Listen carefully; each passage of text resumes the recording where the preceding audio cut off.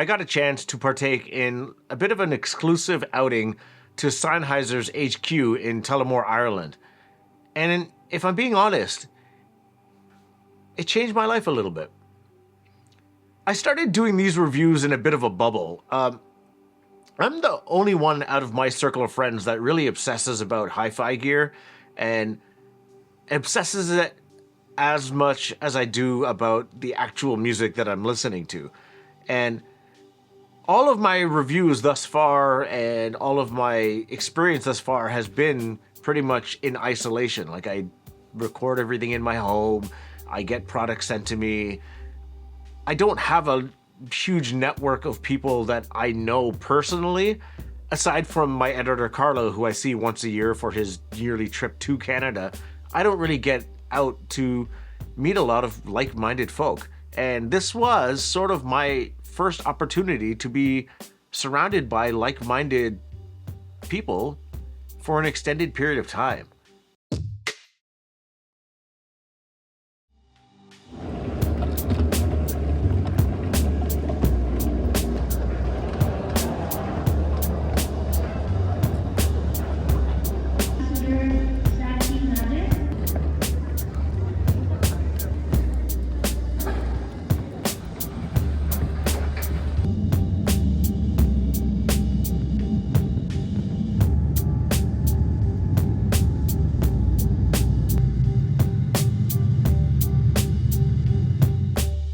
Upon landing in Dublin and getting through customs, I actually stopped for a coffee, a cortado, and a pain au chocolat at Cloudlifter.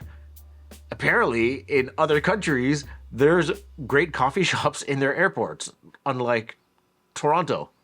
I normally skip breakfast, but what the hell, right? And then I met up with Eric from Sennheiser, and we took our drive to Tullamore.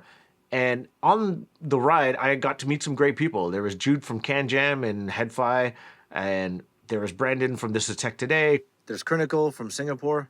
I believe he just does mostly IEMs and headphone reviews, so he's kind of a great person to be on a trip with. And got some great conversation and a great book reco. Actually, I didn't actually buy the book yet, but it's called Predictably Irrational. I'm going to buy it right after I record this. I need to read more. Ireland's countryside is gorgeous. I had a cottage for a while, and I fell in love with being out in the countryside, and I feel like even though I fancied myself as a city guy early on, I can see myself living out in the sticks moving forward. Maybe that's the move. And you can play music really, really loud. Sennheiser put us up in a palace of a hotel. Tullamore itself was nice and a quiet city. I'd go back for sure. In a little while. In 2022, Sennheiser brand took the decision to unite everything under one roof, and I think that was something which was very good. It's a rarity in the industry, because what you have now is you have the manufacturing of the transducers for all of the headphones, and the audiophile headphones themselves being manufactured and assembled all under the one roof. And that's something that you don't see everywhere, and it helps us in terms of improving the quality all of the time. Transducer matching, all of these things that we do here are all very important for the end customer and things that we pride ourselves on. So when we go outside, you'll get a chance to have a look at everything. You can ask plenty of questions. I'll have to be answering them, so make them nice and easy. The tour itself was fairly straightforward. We got a lot of insight on the level of craftsmanship that goes into making a Sennheiser headphone, and then we got to meet some of the great people that made said headphones. Sennheiser doesn't just make like the headphones themselves, they make the drivers that go in the headphones. And seeing drivers being made and not ever having visited a factory ever in my life, this was really cool. Like, just to see like how specific like the machinery has to be to actually make these things, and the fact that these machines are running 24/7 is pretty amazing. They manufacture both the in-ear monitors and some of the like more over-ear hi-fi models, like the HD 820 and the HD 600 and the 650. And while we got to see the machinery that was making all of these headphones, there is at the final stage real people that make these headphones, and we got to meet said real people and watch them put together headphones. I mean, fairly quickly when you consider like how complicated it would be to make a headphone.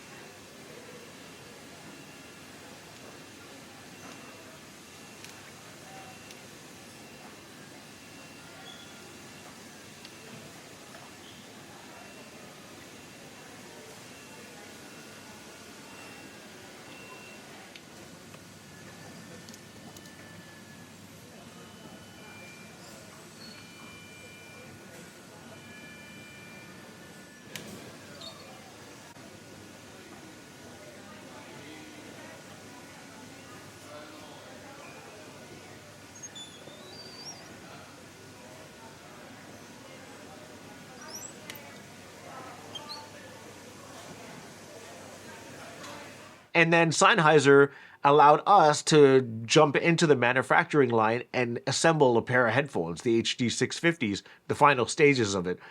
The assembly of every headphone takes about 15 to 20 minutes per headphone.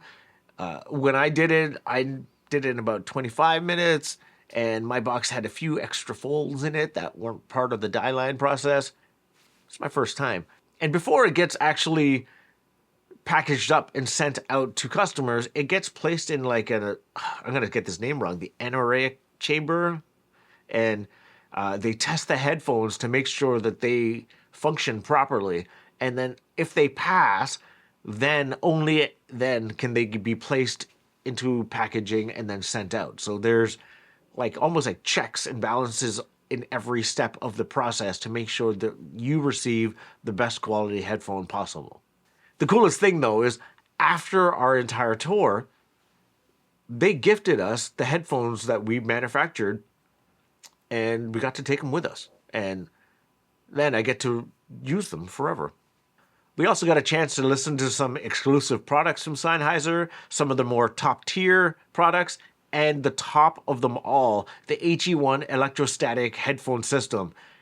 This thing's a beast. It retails for about 70 grand US, and the manufacturer of that has actually been moved to Tullamore, Ireland since I think about 2019. And these headphones are made by one guy, Damien. And it takes him about 2 weeks from start to finish in the whole manufacturing process. And we got to see him working away in his lab. And then we also got split into smaller groups, and we got to actually go and hear these headphones for ourselves and see what all the hoopla was about. There's a ton of hoopla, and it's all justified. It's overkill in the best way. High-end DACs, tube preamps, marble, leather, velour, custom everything.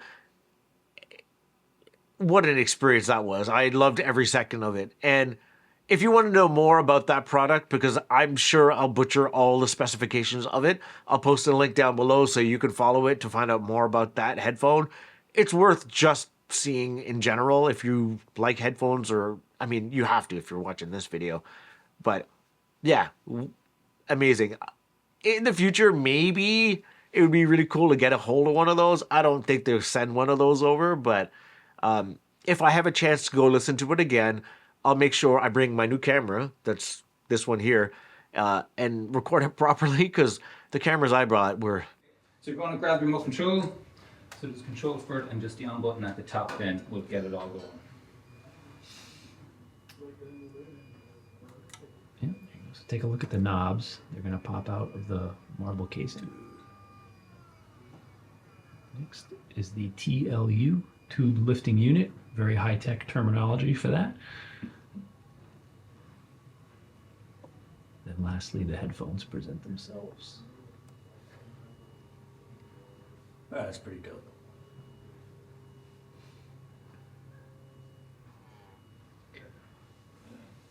So it's very much a slow down and enjoy your music sort of thing. Oh, yeah. Okay. So as you can go ahead and grab the headphones right out of the tray. I'll give you a couple of fun facts about the HE1. The casing there, which you heard about, is marble, is quite inert, so it kills all the vibrations that could possibly make their way into the audio system, which does include the tubes. Right. Yeah, he's the right way there now. Oh, I should probably ask. Best with or without glasses for a better best? Is it like a best seal deal? Into an open one, so I wouldn't say the seal deal is that big of a deal. It's kind of, I'd say, user preference now. It's Okay. Probably more of a comfort thing.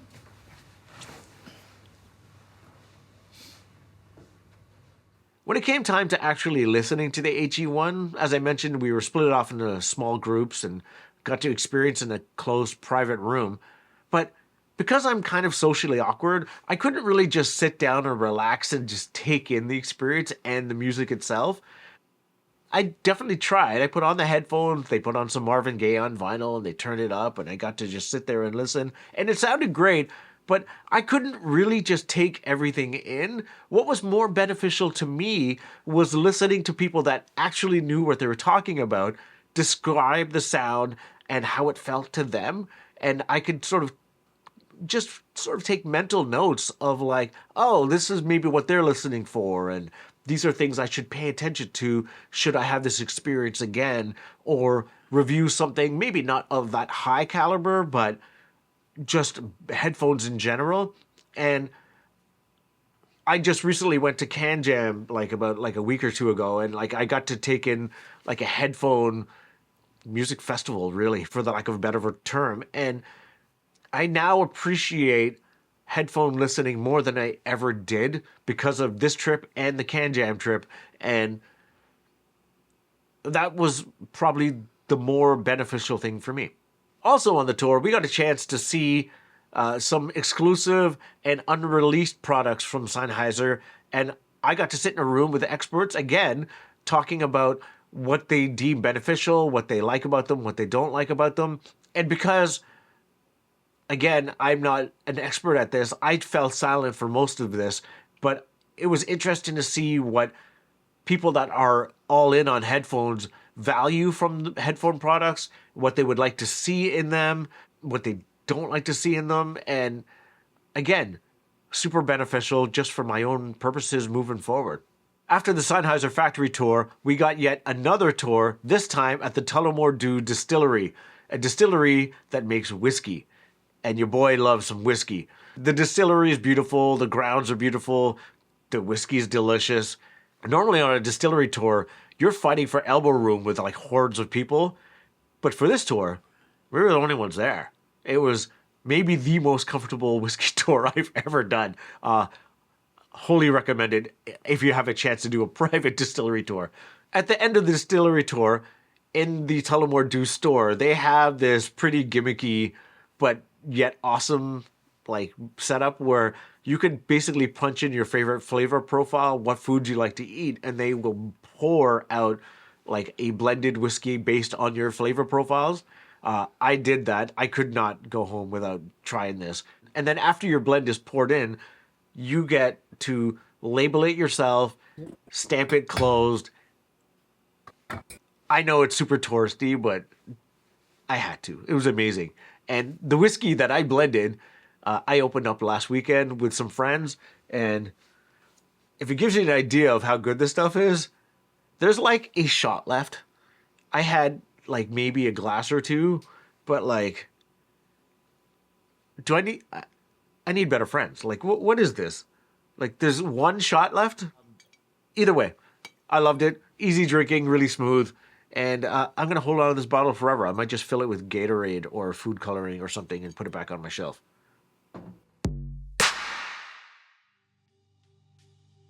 In all, this was a great trip. It was my first audiophile-focused trip. And outside of seeing how well manufactured Sennheiser's products are and how clean and organized and thorough the factory is itself, being able to be around like-minded people or experts within audiophile spaces and headphone manufacturing, and I'm rambling, but you get what I'm saying. Like, just being around like-minded folk is more beneficial to someone like me who really just does everything in isolation.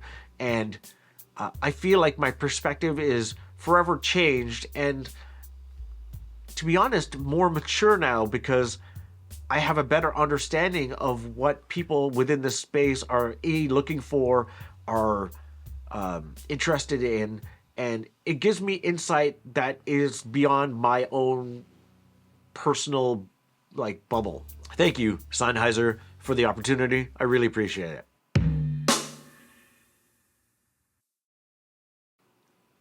I thought about doing a review of these headphones, but I helped make them, so I'm biased. And these are now the best headphones ever made. Like, they're made by skilled labor hands, and they're meticulously crafted and all those things. But I mean, truth be told, they're great sounding